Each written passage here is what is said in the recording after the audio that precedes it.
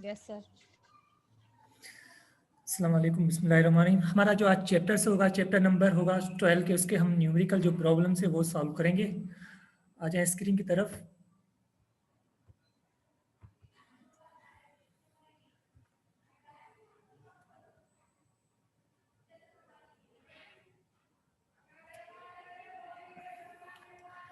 देखिए हमारे पास जो चैप्टर्स हैं, चैप्टर नंबर है 12, वेव एंड साउंड। आज उसके जो थ्योरी थी हमने वो तो पहले कर चुके हैं हम। अब इसके जो प्रॉब्लम्स है हम उनको सॉल्व करेंगे कि प्रॉब्लम में जो फार्मूले या उसकी इक्वेशंस आ रही है उनको सॉल्व भी करनी है और उसको अच्छी तरीके से समझना भी है। तो हमारे पास जो फर्स्ट क्वेश्चन है वो फर्स्ट क्वेश्चन आपके स्क्रीन पर है, आप स्क्रीन पर देख सकते हैं। Question number 1, 12.1। अब देखें 12.1 में क्वेश्चन क्या है आपके पास। ठीक है, यहाँ पर है the wave length of waves. Wave length क्या होता है ये आप लोग पहले भी पढ़ चुके हैं। वेव लेंथ क्या होता है, यानी वेव की जो साउंडिंग जो आपके पास है उनकी जो मूवमेंट होती है उसको कहा जाता है। तो wave length of wave is 0.1 nanometre. आपके पास वेव लेंथ क्या मिला हुआ है आपके पास यहाँ पर 0.1 नैनोमीटर्स। ये N M, N means nano, M means metres. Its speed is 3 multiplication. ये जो साइन यूज की है ये मल्टीप्लीकेशन की साइन है। 3 मल्टीप्लीकेशन 10⁻8 मीटर पर सेकेंड। क्योंकि आपको तो पता है जो स्पीड का यूनिट है वो क्या होता है, मीटर पर सेकेंड। और जो यहाँ पर डिस्टेंस का यूनिट है, डिस्टेंस का यूनिट जो होता है वो होता है मीटर पर। यहाँ पर हमारे पास क्या है, नैनोमीटर। तो इस नैनोमीटर को हम मीटर में कन्वर्ट कर देंगे नीचे जाके। तो हमें फाइंड क्या करना है, व्हाट इज द फ्रीक्वेंसी। कह रहा है फ्रीक्वेंसी ऑफ वेव, वेव की जो फ्रीक्वेंसी है वो कितनी होगी। अब हमें वो चीज़ फाइंड करनी है। ठीक है, अब देखिए आ जाए डेटा के ऊपर। मैंने यही चीज़ पहले भी आप लोगों को क्लास में ये चीज़ बता चुका हूँ कि डेटा बहुत आसान से बना सकते हैं अगर क्वेश्चन आप लोगों को सही तरीके से समझ आ चुका है। अब क्वेश्चन में देखिए आपके पास गिवन क्या है, यानी कौन सी चीज़ आपके पास मौजूद है। वेव लेंथ ऑफ वेव, यहाँ पर देखिए आप। ठीक है, wave length of wave, wave length को इस साइन के साथ हम डिनोटेट करते हैं। वेव लेंथ ऑफ वेव आपके पास क्या है, 0.1 नैनोमीटर्स। अब देखिए वेव लेंथ का जो यूनिट है वो है मीटर, पर यहाँ पर हमारे पास क्या है, नैनोमीटर। तो हम नैनोमीटर को क्या मीटर में कन्वर्ट करेंगे। तो 1 नैनोमीटर्स आपके नैनोमीटर्स बराबर मीटर के किस कंडीशन में आता है, 1 × 10⁻⁹ टाइम, यानी 10⁻⁹ टाइम लेस देन क्या होती है नैनोमीटर 1 मीटर के। तो हम क्या करेंगे, इस 0.1 को मल्टीप्लाई करेंगे 10⁻⁹ के साथ मल्टीप्लाई करेंगे तो आपके पास मीटर में कन्वर्ट हो जाएगा। तो देखो 0.1 मल्टीप्लीकेशन 10⁻⁹। अब देखिए इस 0.1 को हम कन्वर्ट करें डेसिमल में, ये आपके पास डेसिमल में मिला हुआ है। इसको फ्रैक्शन कंडीशन में हम जब चेंज करेंगे तो पॉइंट के नीचे क्या लगाते हैं 1, पॉइंट्स के बाद जितने नंबर होते हैं उतनी हम क्या लगाते हैं, 0 लगाते हैं। तो आपके पास आंसर क्या आ जाएगा, 1 मल्टीप्लीकेशन 10⁻10। 10 कहाँ से आया, ये 10 जब इस पॉइंट्स को आपने हटाया तो नीचे क्या आ जाएगा 10। अब ये माइनस में 10 डिवाइड में जब ऊपर चला जाएगा तो इसकी साइन क्या हो जाएगी, चेंज हो जाएगी। तो वो चेंज इसके साथ ऐड हो जाएगा। तो आंसर क्या आ जाएगा, 10⁻⁻10 मीटर। आपने क्या किया, पहले नैनोमीटर को मीटर में कन्वर्ट किया, क्योंकि metre is the unit of wave length. उसकी जो मेजर की जाती है वो मीटर के साथ मेजर की जाती है। उसके बाद क्या है आपके पास, स्पीड। स्पीड ऑफ वेव की क्या है, वो आपके पास 3 × 10⁻8 मीटर पर सेकेंड। आपके पास ये डेटा आ गई। आपको फाइंड क्या करना है, फ्रीक्वेंसी। फ्रीक्वेंसी आपको फाइंड करना है। आर यू अंडरस्टैंड बेटा, एनी क्वेश्चंस यहाँ तक, डेटा तक। हुमा, सर नैनोमीटर को मीटर में कैसे कन्वर्ट किया वो एक बार और बता दें। अब देखो नैनोमीटर में क्या होता है, मैंने कहा नैनोमीटर जो 1 मीटर बराबर होता है, 1 मीटर बराबर होता है 1 × 10⁻⁹ नैनोमीटर के, यानी 10⁹, यानी 10 को 9 टाइम मल्टीप्लाई करोगे जो आंसर आएगा वो 1 मीटर बनेगा।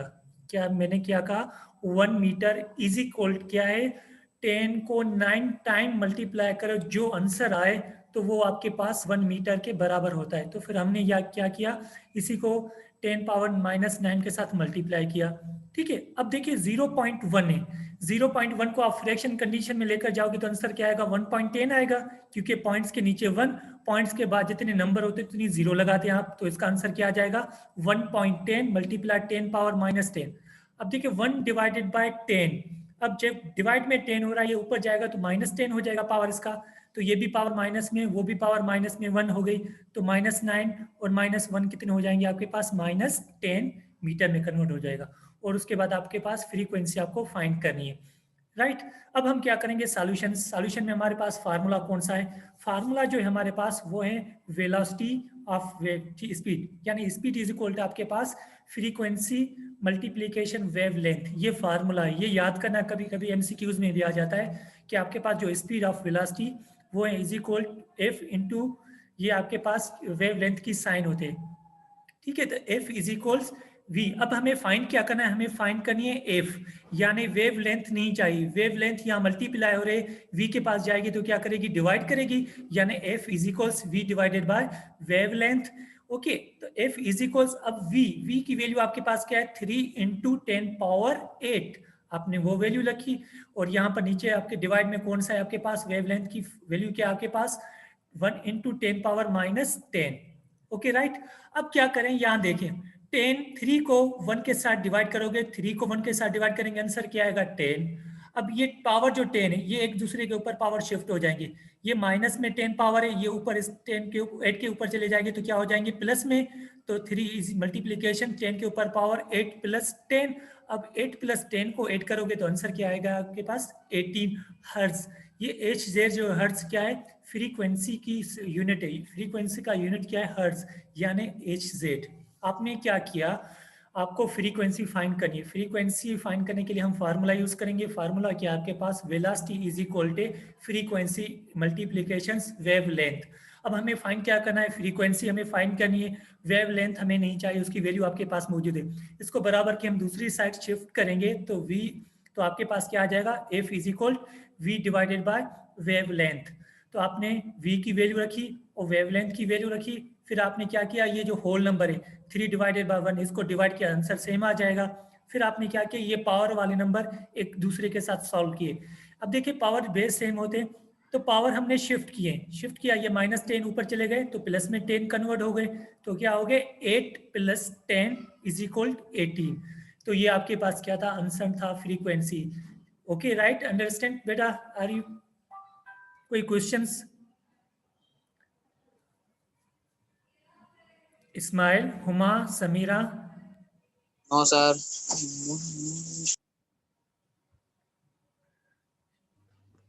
No sir.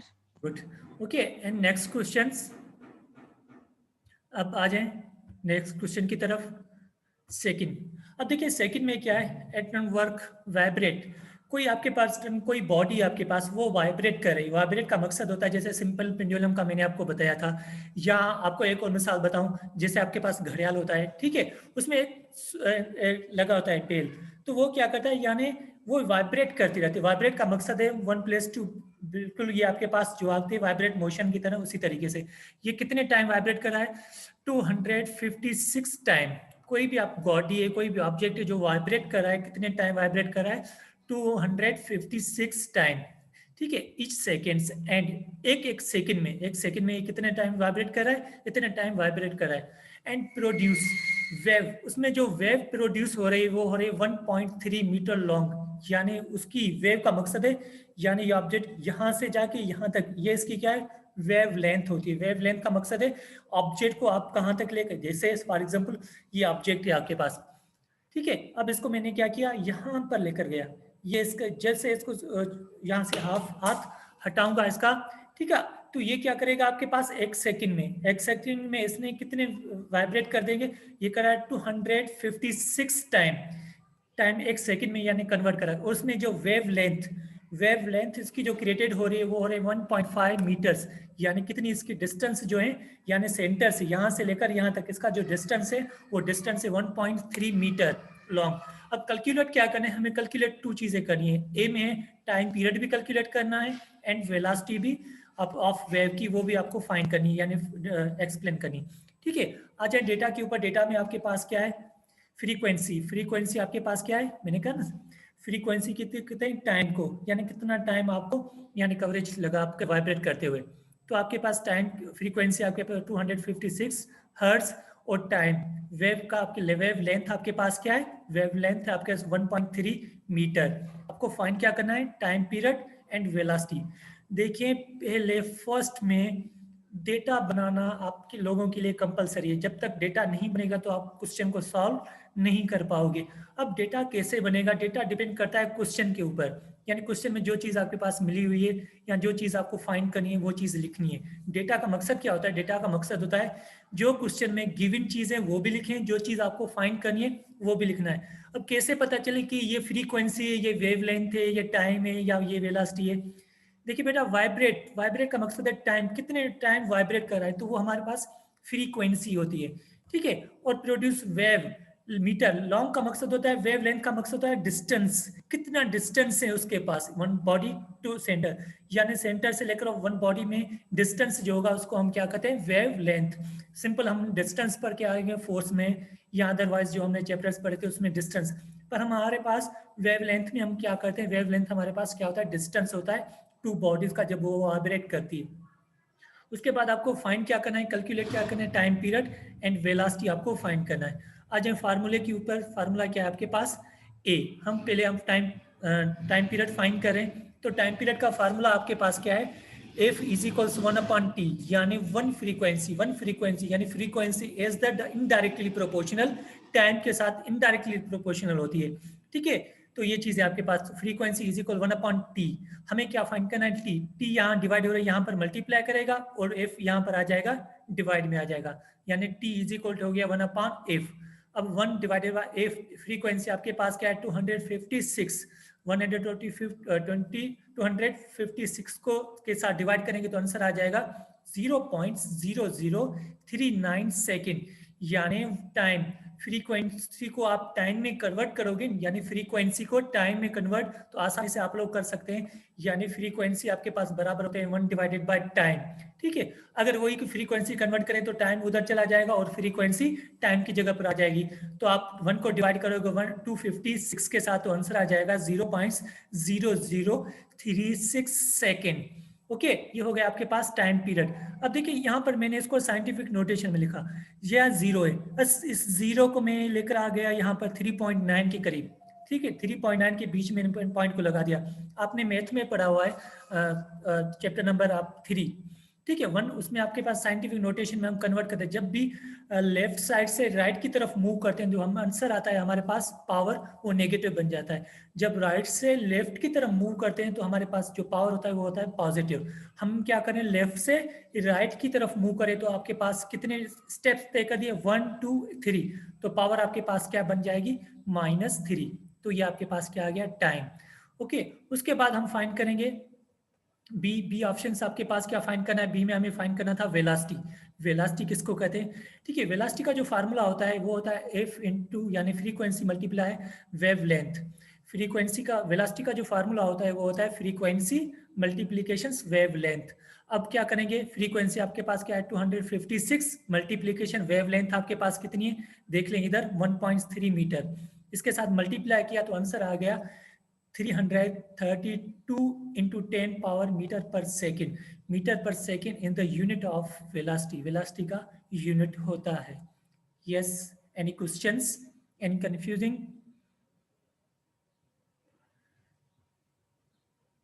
No sir.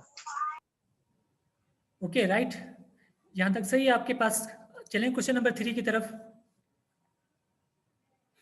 3 question आप लोगों को होमवर्क में मैंने दे दिया है, ठीक है। यहाँ पर क्वेश्चन नंबर 3, क्वेश्चन नंबर जो 3 है आपके पास,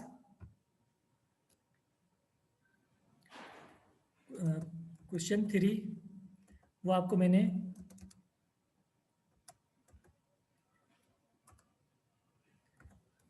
HW, ओके राइट, ये आपको HW में क्वेश्चन है, आप इसको सॉल्व कर देना बाद में। ओके, उसके बाद हम करेंगे क्वेश्चन नंबर 4। क्वेश्चन नंबर 4 क्या है हमारे पास, देख लें क्वेश्चन 4 की तरफ।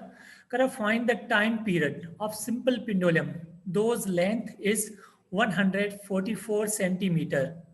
ओके राइट, अब देखिए आपके पास क्या है, आपको फाइंड क्या करना है, पहले देखिए फाइंड क्या करना है, फाइंड करना है आपके पास time, find the time period of simple pendulum, simple pendulum का टाइम पीरियड आपको फाइंड करना है। ठीक है, ये देखें टाइम पीरियड आपके पास फाइंड करना है। और चीज आपके पास मौजूद कौन सी चीज है, तो वे लेंथ जो आपके पास, ठीक है, लेंथ आपके पास किसकी लेंथ, पेंडुलम की लेंथ।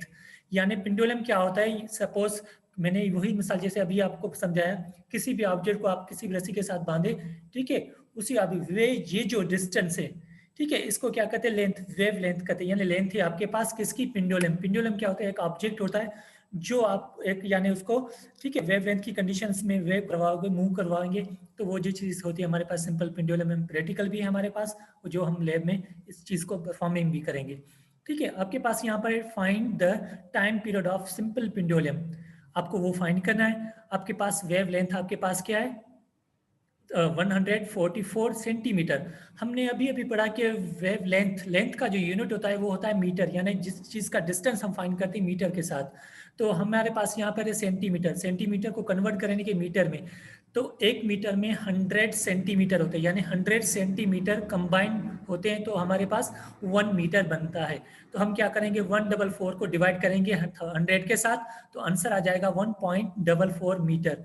यानी हमने क्या किया, मीटर में इसको कन्वर्ट कर दिया। तो आपके पास उसके बाद ग्रेविटी, ग्रेविटी क्यों आती है, ग्रेविटेशनल क्यों अप्लाई करते हैं, क्योंकि यहाँ पर देखिए जब भी हमारे पास वर्टिकल की बात करते हैं हम, ठीक है, वर्टिकल लाइंस की, तो वहां पर हमारे पास ग्रेविटी यूज करते हैं। ग्रेविटी यानी अट्रैक्शन ऑफ अर्थ, यानी फोर्स ऑफ अर्थ जो है वो यूज होता है, क्योंकि ये जैसे ऑब्जेक्ट, इस ऑब्जेक्ट पर यानी फोर्स कौन सा अप्लाई हो रहा है, फोर्स ऑफ ग्रेविटी अप्लाई हो रही है, तो उसमें हम ये ग्रेविटी की कंडीशंस एनी हाउ यूज करते हैं। तो हमारे पास जी की जो वैल्यू होती है वो कांस्टेंट होती है, वो होती है 9.8 मीटर पर सेकेंड स्क्वायर, या इसको 10 मीटर पर सेकेंड भी आप लोग लिख सकते हैं। दोनों में से कोई भी वैल्यू आप लोग यूज कर सकते हैं। ये हमारे पास एमसीक्यूज में भी आते हैं, the value of G is equal 9.8 metre पर सेकेंड स्क्वायर, या आपके पास -9.8 मीटर पर सेकेंड, यानी इस तरीके से कोई ना कोई ऑप्शंस होते हैं, तो ये याद कर लेना।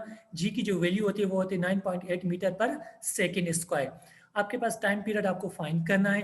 अब देखिए आ जाए फार्मूले की तरफ। फार्मूला आपके पास क्या है, अब इसमें देखिए हमें कैसे पता चले कि सर इसमें कौन सा फार्मूला यूज करेंगे या इसकी कंडीशन, वो डिपेंड करता है यानी डेटा पर। डेटा पर कौन सी चीज आपके पास मौजूद है, यानी गिवन क्या है और फाइंड क्या करना है। यानी जो चीजें आपके पास मौजूद है वो सब की सब फार्मूले में आनी चाहिए। अगर वो चीजें उनमें से एक चीज भी फार्मूले में नहीं आएगी तो आपने गलत फार्मूला यूज किया है। यानी डेटा में जो चीज मौजूद होगी वो कंप्लीट चीज उसी ऐसा फार्मूला यूज करें जो वो कंप्लीट वैल्यू उसी फार्मूले में आनी चाहिए। अब देखिए हमारे पास क्या है, t is equals 2 pi r 2 पाई, ठीक है, ये कांस्टेंट होता है सर्किल में जो मूवमेंट करती है, square root divided by l divided by g। l का मकसद होता है लेंथ ऑफ पेंडुलम, g का मकसद होता है ग्रेविटी, ठीक है। पाई क्या हमारे पास होता है, ये हमारे पास जब भी सर्कुलर यानी वेवलेंथ की कंडीशंस यूज करते हैं हम, तो वहां पर हम पाई की वैल्यू लिखते हैं। पाई की जो वैल्यू होती है वो होती है कांस्टेंट, जिसको हम लिखा जाता है, अगर फ्रैक्शन कंडीशन में लिखें तो लिखेंगे 22/7, अगर इसको सॉल्व करके लिखेंगे तो हम लिखेंगे 3.142, ठीक है। ये किसकी पाई की वैल्यू होती है। आ जाए वैल्यू पुट करें, 2 आपने सेम रखे, मल्टीप्लाई, क्योंकि ये दोनों मल्टीप्लाई, ये मल्टीप्लाई की साइन है। पाई की वैल्यू आपके पास क्या है, 3 × 142। अब देखिए इसको पढ़ने पॉइंट्स के बाद में एक और चीज आप लोगों को बता दूं। अब देखें इसको पढ़ेंगे 3.142, आप इसको ऐसे नहीं पढ़ सकते, 142 नहीं पढ़ सकते, क्योंकि जो होल नंबर हमारे पास होते हैं उनको इस तरीके से यानी आप कॉम्बिनेशन में पढ़ सकते हैं, पर पॉइंट्स के बाद जितने नंबर होंगे उनको अलग अलग पढ़ा जाता है। जैसे 142 इनटू यानी multiplication square root divided by. अब देखिए एल की वैल्यू आपके पास क्या है, एल की वैल्यू है आपके पास 1 पॉइंट, यहां पर देखिए पॉइंट्स थोड़ी सी मिस्टेक्स है, ठीक है। 1 पॉइंट डिवाइडेड बाय 8 × 9.8 के साथ इसको डिवाइड करना है। जब इसको इसके साथ डिवाइड करेंगे तो आंसर आ जाएगा आपके पास 0.3833 सेकेंड, ये ठीक है। ये क्या किया आपने, 1.44 को डिवाइड किया 9.8 के साथ, तो आंसर आ गया आपके पास 0.3833। Okay right. अब इन तीनों नंबर्स को मल्टीप्लाई करेंगे, 2 मल्टीप्लाई 3.142 को मल्टीप्लाई करेंगे 0.3833 के साथ मल्टीप्लाई करेंगे, तो आंसर आपके पास जो आ जाएगा वो आएगा 2.40 second. Second is the unit of time, क्योंकि आपको टाइम फाइंड करना है, टाइम का जो यूनिट होता है वो होता है सेकेंड। तो ये था आपके पास क्वेश्चन नंबर 4 जिसको हमने सिंप्लीफाई किया। सिंप्लीफाई क्या करना था आपको, फाइंड द टाइम पीरियड, ठीक है, time period of simple pendulum. Simple pendulum का टाइम पीरियड फाइंड करना था कि वो अपने राउंड लगाने में यानी कितना टाइम उसको लगेगा, तो वो ये था आपके पास आंसर। यस सर इसमें हम ग्रेविटी क्यों लगाएंगे? गुड, इसलिए बेटे मैंने आपको अभी भी मिसाल दिया ना, क्योंकि जब भी हम हॉरिजॉन्टल की बात करते तो फिर हम यूज नहीं करते ग्रेविटी, वहाँ एक्सेलरेशन और फोर्स की बात आ जाती है। जब भी हम बात वर्टिकल ऑब्जेक्ट की बात करेंगे यानी वर्टिकल कंडीशन में कोई बात करेंगे तो वहां पर जी यानी ग्रेविटी की बात लाजमी आ जाएगी। ग्रेविटी क्यों यूज हो रही है सर? क्योंकि देखिए बेटा मैंने कहा किसी भी ऑब्जेक्ट को बांध के किसी रस्सी के साथ बांधे, अब इस ऑब्जेक्ट पर देखें फोर्स ऑफ ग्रेविटी तो अप्लाई हो रही है। अगर इसको मैं हाथ छोड़ दूं इस पेन से तो मार्कर का पेन कहाँ जाएगी? नीचे की तरफ मूव करेगी। नीचे की तरफ मूव क्यों करेगी? क्योंकि फोर्स ऑफ ग्रेविटी इस बॉडी पर अट्रैक्ट हो रही है, ठीक है, इसकी वजह से ये नीचे यानी ग्रेविटी की बात हो रही है, तब इसमें हम जी की बात यूज करेंगे। हम पहले भी पढ़ चुके हैं कि जब भी वर्टिकल डायरेक्शन में हम बात करेंगे तो वहां पर हम वर्ड जो जी आप वो यूज करेंगे, उसकी वैल्यू आप यूज करेंगे, इसलिए हम जी यूज करें बेटा। क्योंकि फार्मूला जो है ना आपके पास सिंपल पेंडुलम में, वो फार्मूला ये 2 pi divided square root L divided by G. G is the gravity, L is the length of pendulum. Yes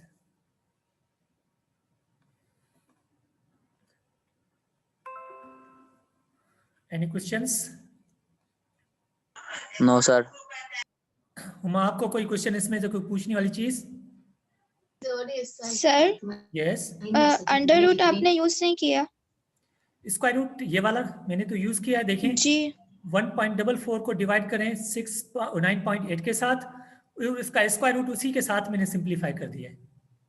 अच्छा ठीक है। ठीक है ना, आप इसका आंसर लिखा 1 डिवाइडेड बाय 44 डिवाइडेड बाय 9.8 को डिवाइड करोगी, फिर जो आंसर आएगा उसका स्क्वायर रूट सिंप्लीफाई करोगी तो आंसर आ जाएगा 1.3833। जी ठीक है। राइट अलिशिबा, आपको समझ में आ रहा है बेटा? अलिशमा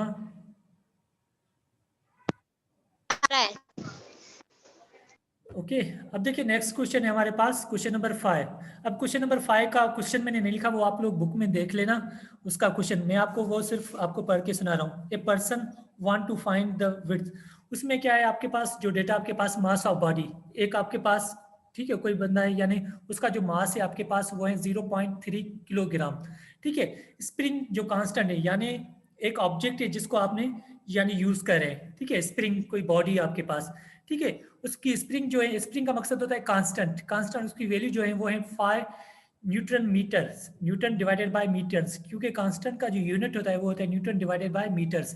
उसमें आपको पास टाइम पीरियड आपको फाइंड करना है, ठीक है। अब देखिए यहाँ फार्मूले में डेटा में कौन कौन सी चीज है, ए में आपके पास के है आपके पास एंड टी है आपके पास। अब देखिए फार्मूले में हमारे पास थोड़ा सा फार्मूला चेंज हो गया। पहले हमने क्या यूज किया था, वहां वेव लेंथ यूज की थी, लेंथ यूज की थी यानी डिस्टेंस यूज किया था। अब आपके पास क्या है, मास। पहले उसने क्या किया था, मैं थोड़ा सा एक और चीज आपको दिखा दूं, यहाँ पर देखें, ठीक है, हमने इसका डिस्टेंस यूज किया था यानी यहां से लेकर सेंटर से लेकर यहां तक डिस्टेंस यूज किया था।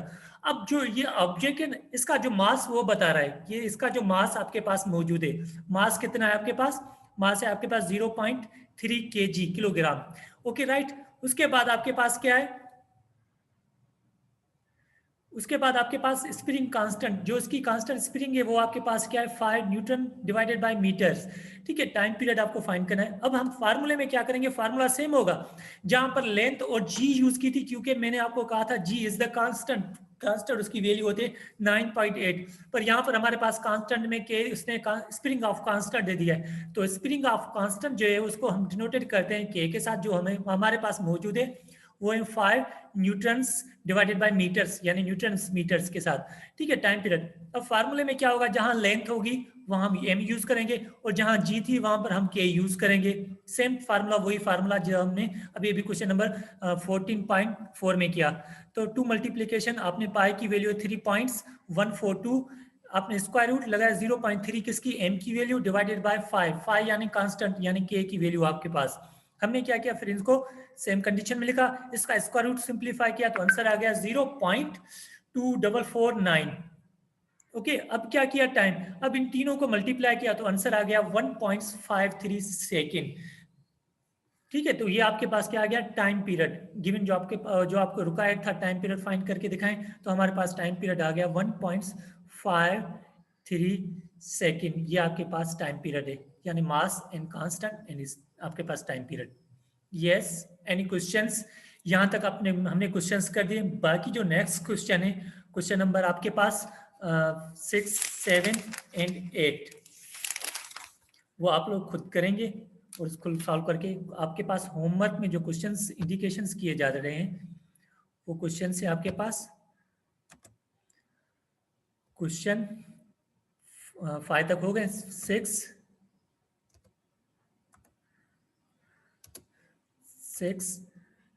7 एंड 8। एंड सर 3 भी है। हाँ, 3 तो पहले उस क्वेश्चन में आ गया है। अच्छा, यहाँ पर भी अगर 3 को आप इंक्लूड करें तो कर सकते हैं। ये आपको होमवर्क में क्वेश्चन से, ओके राइट। यहाँ पर आप उसको इंडिकेशंस भी कर दें, होमवर्क, ओके राइट। ये थी आज की हमारे पास टॉपिक्स, जो आज हमने क्वेश्चन सॉल्व किए। इसमें कोई क्वेश्चन हो, कोई पूछने वाली चीज हो तो आप बेटा मुझसे पूछ सकते हैं। यस,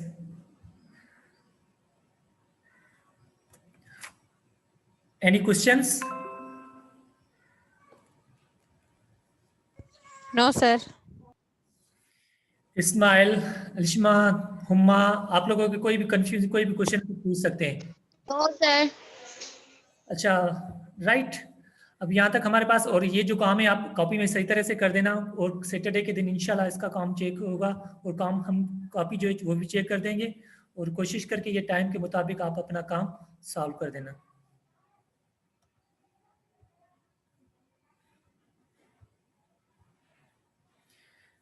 ठीक है बेटा, इसमें कोई कंफ्यूज कोई क्वेश्चन हो तो आप मुझसे पूछ सकते हैं, वरना उसके बाद आप मुझे नहीं कहना। ठीक है, ओके, अल्लाह हाफिज।